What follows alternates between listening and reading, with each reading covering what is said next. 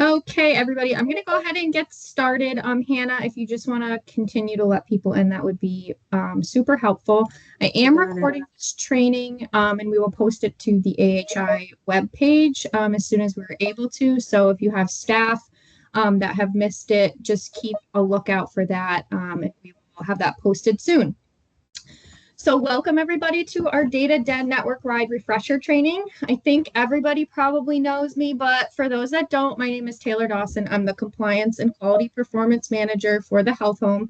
And I'll just be walking through Data Den today. If you guys have any questions as we go through, please feel free to shoot them in the chat. And I have my colleague Hannah Williams with me, who will be so kindly manning the chat and letting me know of any questions and kind of chiming in from a supervisor's perspective as well.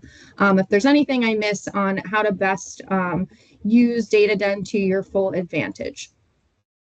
So I'll just jump in and go ahead and get started. So we will be working in our non-PHI version of Data Den today, which has been super helpful because it allows us to do a network-wide training without giving away a million PHI breaches. So there are a few differences between the non-PHI version and the version that you guys see on your end of Data Den. So if you see some data that's like not totally up to date, don't freak out. It just doesn't get updated as much as our normal version does. And there are a couple of reports that did still have PHI in them, so I will be toggling over to a PowerPoint with some screenshots on it to show those particular reports and the drill down features. That way you guys get the full capacity of what Data Den can do. So with that being said, the regular version of Data Den that you guys have access to is updated every day. Most of the data that pulls into Data Den is pulled directly out of NetSmart's reporting server. So that is updated nightly. And then our version of Data Den is updated 7 days a week between 4 a.m. and 8 a.m. So each day when you go in there, you should see data that is up to date as of the day before. There are a couple of exceptions of that, and those are our reports that pull from MAP. It's mostly our billing related reports. If you're toggling through Data Den, on this navigation page, you can see any of the reports that have an asterisk next to them are those that come with data feeding from MAP. So those are updated twice weekly, with the billing information being updated once weekly after Courtney runs billing. So Courtney generally runs billing on Mondays, with the exception of if she has a day off or if we have a holiday. So billing information is typically going to be the most up to date as of Tuesday mornings. And all this data and information about refreshes and things of that nature is available to you guys if you ever forget or need a refresher. It's in this top section of the navigation page here, if you ever need a reminder of how frequently the reports update. Again, the ones with the asterisks are going to be done weekly if they're related to billing and twice weekly if they're not related to billing. Also with Data Den, you have two different options for member attribution. So you guys at the CMA level will have either supervisor level access or care manager level access. So depending on what level of access you need, you can submit, if you don't have access already, a form that will give you granted permission to whichever one of those populations. So I always recommend the supervisor access level, obviously to supervisors, but then anybody that's doing any, quality assurance at your agency, or maybe you have an administrative assistant or somebody that's kind of overseeing like a team lead, those folks should have supervisor level access because it's going to give them access to every member that is attributed to your agency. At the care manager level, you're just going to see the members that are attributed to that particular care manager. So, for example, if you have somebody that's serving as a secondary care manager on the case, that person is not going to see that particular client that they're serving as a secondary care manager in their Data Den. So if they need access to those members, they're going to need to have supervisory level access. At the care manager level, you're just going to see those clients in which you are the primary care manager on that case. Okay, so when you're trying to navigate DataDen, when you guys get in there, oh, by the way, if there's anybody that doesn't have access to DataDen and wants it, feel free to shoot that in the chat as well. And Hannah, if you just want to note that down, and I can send over systems access forms after the meeting, and we can get everybody squared away. When you initially log into DataDen, you'll land on this navigation page. So any of the reports on this navigation page, if you're unfamiliar with what is in them, or if you need a refresher, you're always welcome to hover over them, and it'll give you kind of a detailed description of what is available and what is pulling into the report. So for example, I'm hovering over our overdue and upcoming comp assessments, and it's telling me that it's displaying members that are coming due, which are the positive numbers, and overdue, which are the negative numbers for an annual comprehensive assessment update. Members coming due for an assessment update within the next 60 days are displayed. So if you ever forget kind of the time frames and criteria that are in each of the reports, that is available if you hover over these. As you're navigating through DataDen, you can certainly click on any of these buttons. It will bring you to that particular report.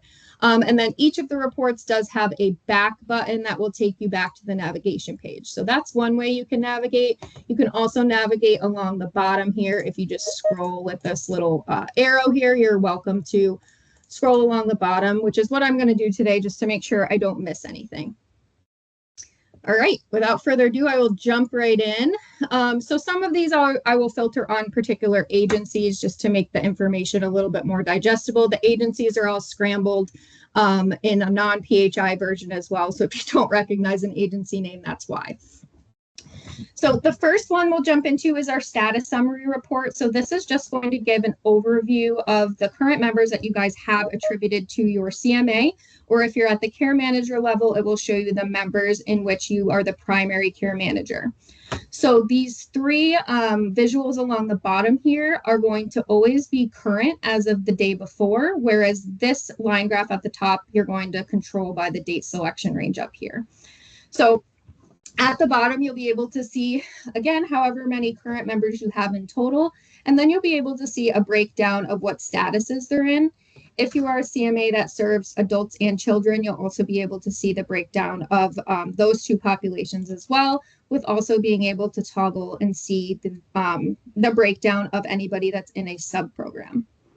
And again, this is all going to be current information. You can see if I change this date range up at the top, this line graph is going to change, but the date or the numbers at the bottom aren't going to change. So this date selection will control this line graph. So you can see your trends over time. Anything that has a date selection box, any report will toggle all the way back to January of 2020. So if you're interested in seeing historical data, it does go all the way back to January 1st of 2020, and you can kind of see your enrollment trends or things of that nature by toggling on this line graph.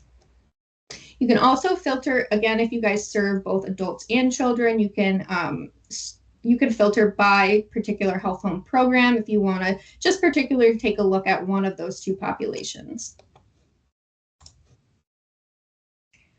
The next one is going to be our sub-program enrollment summary. So again, I'm filtered on one particular agency here, and it's going to be the same concept where these three boxes at the bottom are going to be all current information, where your line graph at the top is controlled by the date selection. So this is just going to give a pretty broad overview of how many members you have that are currently enrolled in a sub-program and how many you have in that particular sub-program. So at a glance, especially with the different things coming due for like the CES tool and the different logic that's built into DataDen based on programs. This is a really nice little check to make sure that you have the appropriate number of people that you think you should have attributed in that particular program. And I can see a nice trend line over time here that shows me that people are utilizing programs appropriately as the years go on. So that is amazing. All right, next up is our member quick list. So this one does look a little bit different in the non-PHI version. Keep in mind that in your version, you will have your member's name, you will have their SIN number, you'll have the care manager name, you'll have just a bit more information. This is obviously a little bit bland because it's lacking that PHI. But this is going to give you basically your general census, either as a supervisor for your whole agency or as a care manager, it will give you your roster of clients. So it'll tell you what status they're in. Again, it'll say their name and their SIN, their chart ID, their status start date.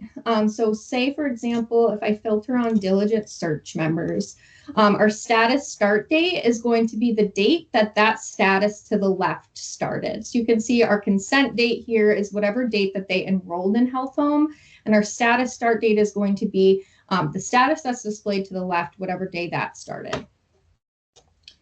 So nice to keep track of our diligent search members, nice to keep track of our client search members and our assigned members to make sure we're reaching out to them and outreaching them in an appropriate amount of time. You'll also be able to see, again, your core program. So if you serve both adults and children, you can toggle over to the side and search either one of those if you want to break it down that way. You can also see your sub-programs. So say, for example, I just wanted to look at my Health Home Plus clients. I can go over to the side and filter that. Here I can see the caseload points. I'll scroll down a little bit. If they're blank, it just means they haven't had billing yet. The billing that comes from this is about a 45-day lag just based on when billing is pulled and whatnot. So just keep that in mind. But you can see the number of caseload points that it's attributing to that care manager's caseload, as well as the most recent rate code. So I can go in and see that, okay, this person's Health Home Plus, I am billing at the 1853 rate code. For these ones, I can see, okay, I billed at 1874 for this member for Health Home Plus. Is it because I didn't meet, you can go into the member's chart, see, is it because I didn't meet the core service requirements, or maybe we started step down and we just didn't put the program in. So it's a nice kind of double check for you as a care manager or a supervisor to make sure that the appropriate sub-program is in there. For kiddos, if they have had a CANS completed, that will be listed in this CANS completion date column. And then I've also recently added a date for the latest plan of care finalized date. It was more so for myself to reconcile the plan of care stuff going into MAP, but I figured it may be helpful for others, so I did leave it in there. So that's available in there as well. Any of the reports in DataDen are exportable. So as a supervisor, if your staff doesn't have access to DataDen, you're welcome to export them and filter them, do whatever you like as you need to, or export them and kind of manipulate them as you need to use them to your best advantage. So if you hover over or click on any of the visuals, you'll get these three little dots in the top right-hand corner. Click that, click export data. You'll click data with current layout, and you can see that it is exporting. And I'll just show you guys quickly what that looks like once it exports.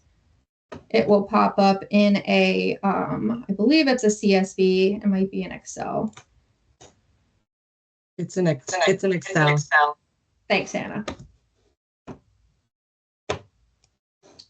I'll just drag that over. This is what it looks like once it exports. It's going to look exactly like what it looks like on your screen. So whatever is popping up on your screen, and we'll talk about that a little bit more as we get to like the reports you can drill down on, that is what you will get in your export. And then at the bottom, if you forget what filters you had on when you exported it, that will tell you that on the bottom as well, in case you ever are questioning what you exported and what filters you had on at that time. Hey, Taylor. Yeah. Allison said our new CM has access, but shows she doesn't have an audience assigned. She doesn't have any clients yet. I'm thinking that's why, right? If it says she doesn't have an audience assigned, then I have to go in and do that. So if she just wants to say the name in the chat, I can do that after this call. Yeah, I have it. I'll get it from her. Okay, thank you. Okay, so I'll jump to our next report, which is net new enrollment. So this is a nice one for supervisors particularly, and again, really nice with like the new regulations coming out due to the CES tool. You guys can have an at-a-glance view of how many new enrollments you've had, how many discharges you've had, and what that net number is. Is it a net positive or is it a net negative for whatever date selection at the top? So for this particular report, and I believe all of them moving forward, the date selection at the top is going to control all the visuals on the screen instead of just one or two. So if you wanted to look at, like, for example, we're looking at 2024 so far. Let me click on one particular agency. What was that one? Naples. I can see that Naples Mental Health had 104 new enrollments during this time period. They had 70 discharges. So they had a net positive of 35 enrollments for that particular time frame. So again, with the CESS tool coming up, and we're discharging a lot of people due to that. It's important to kind of keep an eye on these numbers, maybe increase our outreach efforts if we notice that we have a significant number of discharges and not that many new enrollments, just to kind of keep those numbers at a steady spot and keep revenue where it needs to be to sustain.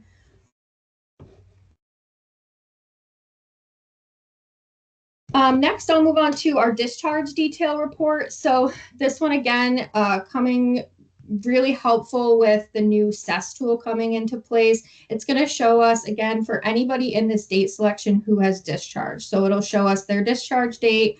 It'll have your agency here. It will have their care manager, their name, their SIN, and what discharge reason they had. So again, really nice to look at, like percentage wise, you can export this. I have it filtered on graduation right now because that's what most folks are using for CESS tool discharges. But if you wanted to export it as a whole, you could also take a look at it, export it, and kind of pin down your percentages of why people are discharging. So do we have a higher percentage of members that are discharging because they've disengaged from our care managers, or is there anything we can do to support that? And then maybe how many members we had that graduated from the program, how many of those are due to the CESS tool. So you can see the trend lines, your discharges are going to be shown in the pink, where the moving average is going to be shown with the dotted line, and then your overall numbers on this line graph over to the right.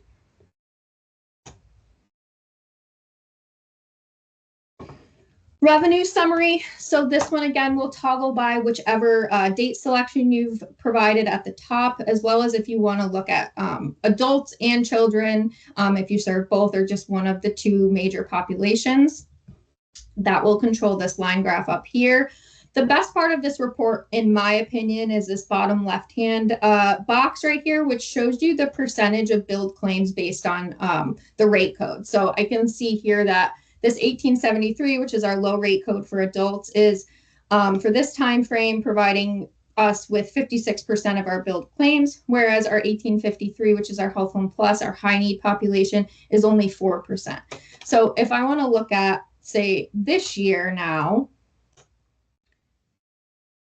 I can see that whatever this agency is doing a nice job because they've increased the number of those, high level Health Home Plus percentages. So, with the CESS tool, obviously, DOH is looking to have us not keep those low rate code members in very long and trying to increase the number of those higher risk members that we have enrolled. So this agency is doing a good job, which I can tell just by filtering on a particular month or period of time in which we can see the percentage of billed claims for that Health Home Plus population increasing. This particular report over here actually has its own report, which is the billing detail report, which I'll jump to next. The one on the last page kind of gives a general overview, but this one you're actually able to toggle down and break it down a little bit further. I think everybody's probably pretty familiar with utilizing this. It's the one that I encourage people to utilize for making sure that billing is done month over month. Again, this is one of those ones that does pull from MAP. So Tuesdays are going to be the best day to look at this. If you're running into issues looking at it on a Tuesday, just let me know. And perhaps it was that Courtney wasn't able to run billing or she was out.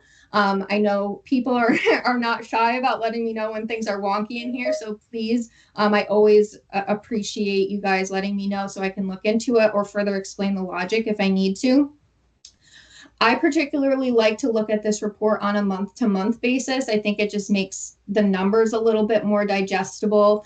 If I were to look at it, for example, like a 3-year period, the numbers just get giant and it's really, really hard, in my opinion, to kind of understand what's happening.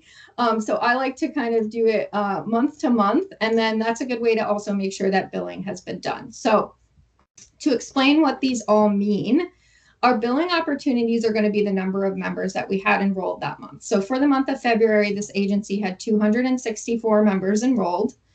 Of that 264, we had 251 members that had an HML submitted for them where the core service provided box was marked yes. So that's lovely. We had a very high percentage of our total population that was billed for appropriately. Then we have a number that these also count as missed billing opportunities. So those that did have an HML done, but no was marked as a core service provided, obviously we're not going to get paid for those. So they're marked as a missed billing opportunity. And those that did not have an HML submitted. So this is where it's a nice little check. I won't toggle this down because it does have a little bit of PHI in it. So I'm going to switch over to my PowerPoint in a second. But if you toggle this down, it'll show you your care managers, and it'll show you, if you toggle down again, which clients you missed billing on. So as a care manager, you can go back in and say, oh, I forgot to do it for that particular client. Let me go in, get that HML submitted. And then at the supervisor level, you can check in on your care managers when that billing date comes around to make sure that everything is submitted and finalized. So let me pull up my PowerPoint quickly, just to show you guys the drill down feature. So again, this is the same exact report. I've just blocked out. This would be the care manager name over here. So pretend that there is a care manager name in each one of these rows. And that would be the number of clients or billing opportunities that they had per month. If you wanted to break it down even farther, you can click this little button up in the top right-hand corner, the little toggle down arrow, and it will produce all of the clients for that particular care manager at the client ID level. You can also drill it down one step further than that and get all the way down to, again, it's blocked out, but it would show you, imagine care manager name here, you have the client ID, then you would have the client name and then the client SIN number. So you can break it down all the way as far as name and SIN number if you don't want to use the client ID, but it kind of breaks it down step over step if you just keep hitting the little button up at the top. Also, if you want to toggle it back up and collapse it all back how it was, you can just hit this little upwards arrow and it will pull that all back up. Keep in mind, if you do want to export any of these reports, just similar to like the member quick list, it'll export exactly how it looks. So if you export it like this, it'll come up with your client name and SIN number. If you export it like this, it will just come up with your client ID. So whatever is showing on the screen is what will export if you do utilize that export feature. All right, jumping to our next one. This is claims at the CMA, CM, and client level report. So again, this is going to be based on whatever month selection you make at the top. And it's going to show you the number of enrolled clients you had, which is equal to your number of billing opportunities if you're looking at 1 month. If you were looking at 2 months, for example, this would be like this number times 2. And that's the number of billing opportunities for that particular period of time. Then we have our claims with core service provided. So those HMLs that were submitted and marked with a yes for core service provided is going to be the number in this column. And then this is going to be the percentage. So 316 of them out of 350 billing opportunities is going to be that 90%. So again, this is just toggling on 1 month, but I also like to expand this and toggle over, a few month period of time to kind of see if there's particular trends happening. Again, you can see the billing opportunities kind of tripled when I'm looking at multiple months here and see what percentage of claims had those core service actually provided.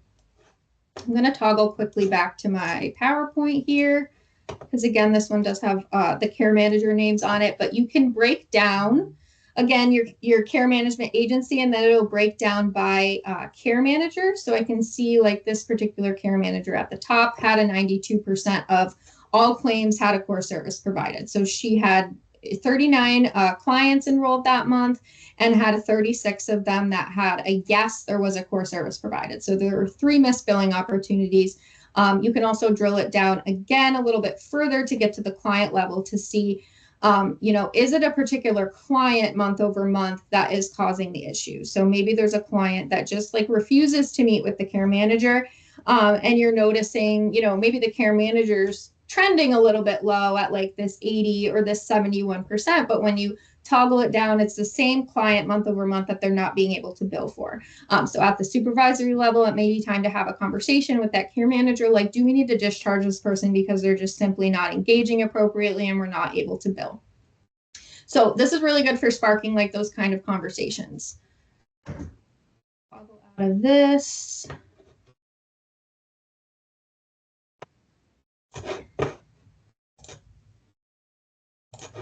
Claim detail. So this one can be a little bit tricky to read. This one is essentially just an export of the billing support download file from MAP.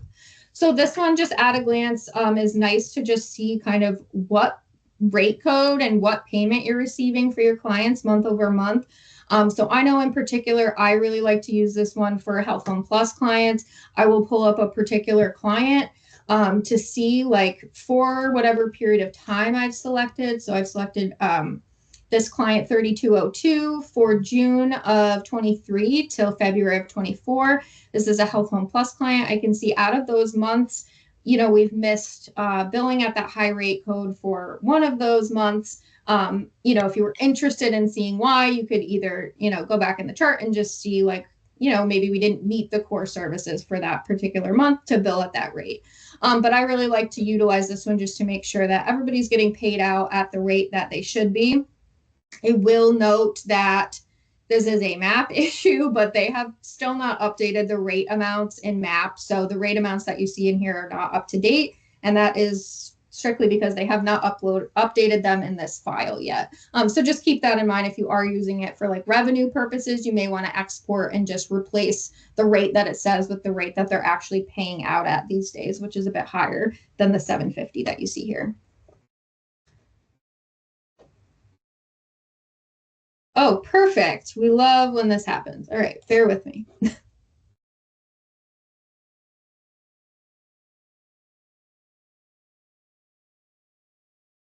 Okay, jumping into the no initial care plan report.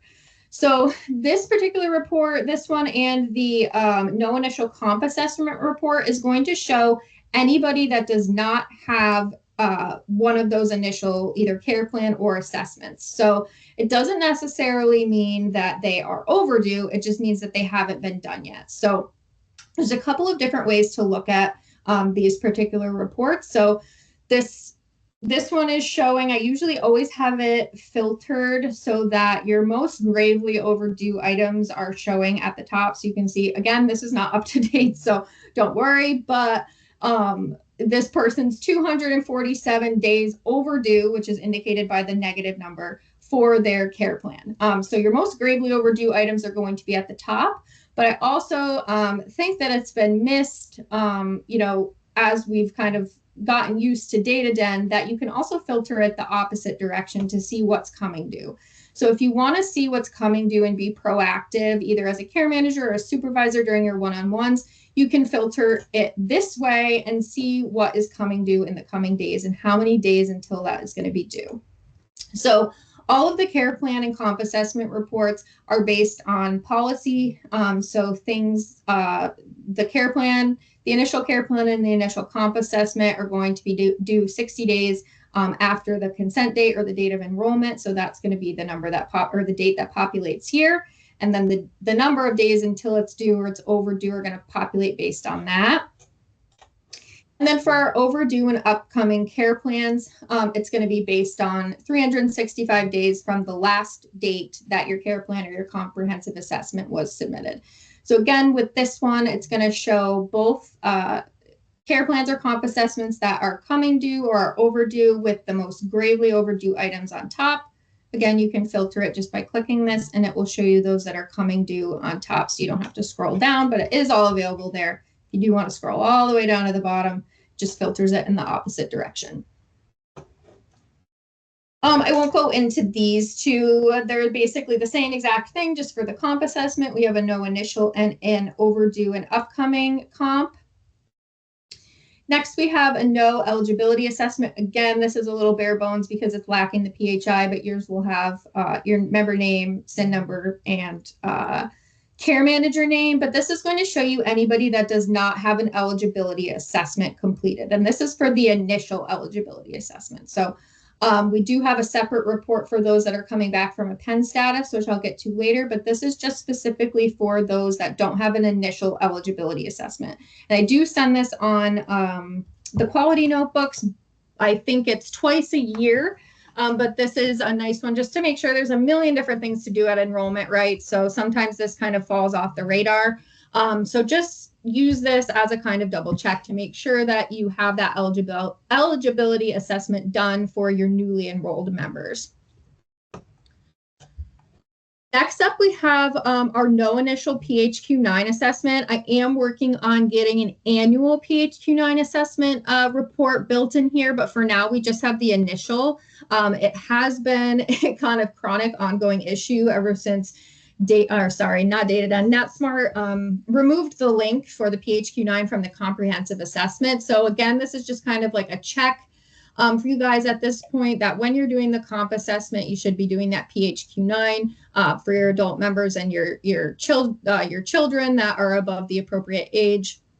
It is filtered on children 12 and older in here, so you shouldn't have anybody that is younger than that populating and coming up on here. But just a reminder to get those PHQ-9s done because it has been a chronic issue across the network. And we are working on that new report to get in here, but this will show you any of your initials that are missing.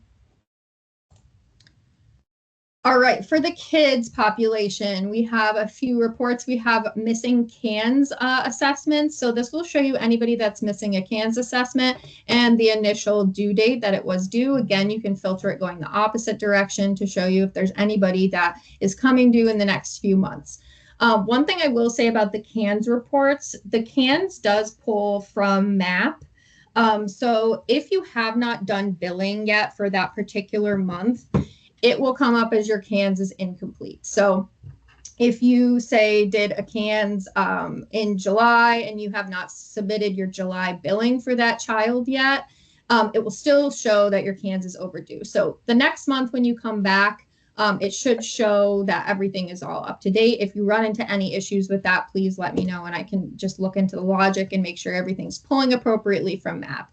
But that's something important to keep in mind with the CANS. Unfortunately, that acuity does pull from, and the date does pull from MAP. So it's a little bit of a lag compared to the stuff that pulls directly from NetSmart. And we have the same thing for the overdue and upcoming CANS for the kiddos as well. We have the questions. Sure. Are the kids that are non-Medicaid also in here? No, this is only for Medicaid folks. Thank you. Yep. We have the same type of report for the initial safety crisis emergency plans and the overdue and upcoming annual safety crisis emergency plan. So same kind of situation as the CANS. It works the same as the care plan reports and the comprehensive assessment reports. It's going to show you anybody that doesn't have that initial safety crisis emergency plans for the kiddos in there, and then the same for the overdue and upcoming. Unfortunately, we don't have the ability to build in a report to track if they've had one done based on like if they've had a crisis or if they've had a hospital admission. So those you guys will kind of have to track and make sure you're doing on your own. But you do have tools in here for those initial and those annual safety crisis emergency plans. So we've got clients in here. So let me get off of that. Next is the contact summary. I did take a screenshot of this, so I'll pull it up on my PowerPoint. So this one is basically to help you keep track of how many contacts you've had with a member per month. So it'll show the number of core service contacts you've had and the number of face-to-face contacts you've had. And you'll be able to filter on, again, whatever date selection you want at the top. I think it's very much easier to do it month by month and very much easier to digest. And you'll be able to filter on particular populations, and each population has logic built into the system to be able to show you if the person's in compliance or not. So in this particular example, I'm filtered on the Health Home Plus population. So for those folks, they're going to need 4 core service contacts and 2 face-to-face contacts per month. So you can see like this guy right here only had 2 core service contacts and no face-to-face contacts. So he was out of compliance for that month. So this is one that we like to utilize like kind of at that mid-month range to see, you know, if there's particular members in here that really do need those additional contacts completed by the end of the month. That way we can touch base either, you know, with the care manager, or the care manager can try to get in contact with the client and kind of try to set up either that meeting or that face-to-face to get that contact in. The same goes for the kiddos in here. It does pull in their CANS acuity level and will put in the logic based on how many face-to-face and core service contacts they need and whether or not they're in compliance with that.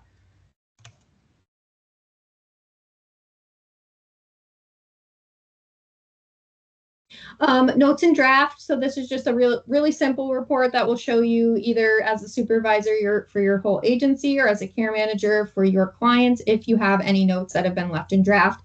That way you don't have to go, you know, digging through 10 pages of notes to find something. You can just see what date it's on and go in and finalize those, especially for like the care manager notes. If you have one that's left in draft, you may not be able to update the care plan and things of that nature. So just like a nice little check to go in. If you're having any issues saving things, it may be because you have a note in draft. I'm going to skip over the next three. There is one for comprehensive assessment due dates that kind of mimics one of the other ones. It just simply has the due date on it instead of all that other mumbo jumbo. And then we have one for candidates for disenrollment and candidates to step down to low. Those are kind of antiquated at this point based on the CES tool. They are still available though, if you guys do want to dig into them on your own. All right, everybody's favorite topic, the CES tool. So we have two reports now for the CES tool. This first one is CES submissions, and this is going to be for members that have already had a CES tool completed. We do have one for initial, and that's going to be for those that haven't had one yet. But this is going to show you due dates for everybody that has already had one, regardless of like what their recommendation was or anything like that. So for example, these dates are obviously a little bit old, but this first one up here had their CES tool done on 12/1/23, and they got recommend continued services. So that's going to be that 6-month window before you're ready for reassessment. And then their new CES date is going to be 6/1/24. This OG CES action due date is just kind of to show you guys how this logic is working. You won't see this in your actual data den. But I wanted to show you, like with the pended folks, for example, this member had their CES tool done on 12/8/23. They got recommend continued services. So technically, you would assume that their new CES tool was done on 6/8/24. However, this person, because they're highlighted in blue, I know they went into a pen status and came back in. So they have a new CES tool date based on whatever date they re-engaged with their care manager and got put back into that enrollment status. So you won't have the confusion of having two date columns here. I just kind of wanted to show you guys the difference between how those pended people are going to populate. You will always see them highlighted with blue, and you can also toggle at the top if you wanted to see just those members that had returned from penned. Most CMAs don't have more than a couple, but if you wanted to see them kind of at a glance, you can toggle on that at the top just to make sure that your dates are, you know, working appropriately. You can also toggle by recommendation at the top. So I definitely recommend doing this for particularly those with more information needed. I can click on that and see, okay, I got that recommendation of more information needed. When do I need to do my next CES tool by? Because we only have 60 days. If we get that to redo the CES tool, and you cannot get that same more information needed outcome twice. So you'll have to do it and find some additional information in order to make sure they get a recommendation. And then same goes for disenrollment. Looking to see, you know, do I have anybody that's overdue for their disenrollment based on the day that I did the CES tool and the fact that they got that disenrollment date. You know, I should have discharged this person on 2/6. So just a nice little check to make sure that you're discharging people appropriately due to the CES tool and on time, and to make sure that if they do need more information, you're doing those CES tools appropriately. Again, these dates are all going to be accurate based on whatever recommendation you got, with the exception of, and I said this on office hours, I don't want to get too muddy and confuse folks, but if you have somebody that, for example, has returned from penned and they have their CES date pushed out to 5/29/25, and you go in and you do a CES tool anyway, even though they're not due for one, The dates are going to stay the same in here because the logic is designed to override any recommendation that you get if the person has been pended. But it will pull into MAP and you will need to do another CES tool or discharge them or whatever outcome you got. You will have to do that. So keep that in mind. I did say this on office hours. If you have anybody that you feel you may have done that with and you want me to just double check, please email me those names and SINs and I will look into it and make sure that we have the appropriate dates in there. We can also void the CES tool in NetSmart and get rid of that. It also will pull the date out of MAP to make sure that you guys are giving those members the appropriate length of time that they need based on returning from that pen status. All right, so similar report for our initial CES tool due by month. So this is going to be for anybody that has not had a CES tool done yet and has been enrolled for 11 months or longer. So originally we had it at 12, but we backed it down to 11. That way the folks will fall on your radar before they actually come due. This will show you their initial CES due date. Again, we have based on the DSE or excluded setting population, folks that have returned from PEND will populate with a new date here based on that date that they returned and re-engaged.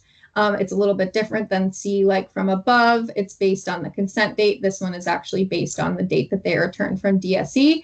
This will have the same filter where you can look at members that have returned from PEND. You can also sort it by consent month.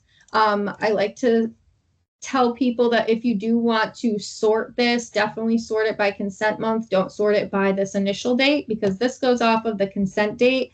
And we have people that consented in like 2018, for example, and it's going to get all skewed and out of whack if you try to filter by this initial CES due date. So anytime you're filtering for when things are coming due, always filter by the month instead of this initial CES due date. I touched a little bit on this earlier. So this is an eligibility screen for status changes. So this is going to be for kiddos and adults. So anybody that goes into a PEN status and then comes back in does need an new eligibility screen completed, either the adults or children's, whatever population, within 30 days of re-engaging with you. So this will pull on anybody that needs one of those. So this is just a nice little reference. Again, it's one more thing that DOH is asking us to track. It's a pain in the butt, but hopefully this report will make it so you guys can easily reference it. And it will push this date is going to be 30 days out from whatever day they re-engage. So this is going to be your due date for anybody that needs a new eligibility screen based on returning from a PEN status. And then I have one more report that I did touch on office hours that is not in this non-PHI version yet, and that is the sub-program start and end report. So this one is available in your guys' version that you'll see, and this will pull up everybody that has had either an active sub-program or has ended, and I believe I set it to 6 months. That way you guys can just go back and check, because I know we changed our guidance about keeping that Health Home Plus step down program in. So I just wanted to allow you guys the opportunity to go in and change those programs for step down, that have ended and shouldn't have ended based on the new guidance. But this will show you the date of the sub-program start, the date of the sub-program end, and whatever sub-program they're in. If you have a member that's in multiple sub-programs at a time, they will have like one individual line for each sub-program that they're in, and you'll see their start and end date. Just a reminder that you don't want to be future end dating any sub-programs. That goes for Health Home Plus Step Down, anything. If you have an end date in there, they will not populate and pull appropriate logic based on that sub-program on any of the reports. So obviously, if you're end dating it, that person is out of that program, and that's lovely. They shouldn't have the logic, but no future end dates because it'll prohibit them from pulling onto the reports and having the right logic. I hope that makes sense. Okay, I think we've reached the end. Does anybody have any questions? The only stuff in the chat is just I'm losing my train of thought, the word I'm looking for. Oh, the systems user access, and just a couple like one-off problems that I'll email you directly about. Okay, perfect. All right. Well, if nobody has any other questions, Hannah and I will take everything that's in the chat back as far as access goes, and I will reach out to, oh, I see Tom has a question. Yeah, his data den does not have historical data. Okay, Tom, if you want to send me, if you can, a screenshot, just so I can make sure you're filtering everything appropriately, and then we can, kind of tackle that directly and figure out what's going on there. Thank you, Taylor. It was very informational, and Hannah. Thank you. I'm glad you guys found it helpful. If you guys have any questions, you can feel free to reach out to me, and Hannah and I will connect and send any user access forms or anything that folks have sent in the chat and make sure that everybody gets the appropriate access that they need. Thank you, everybody, for coming, and I hope you guys have a lovely day and a great rest of your week. Bye, everybody. Thank you. Bye. Thank you.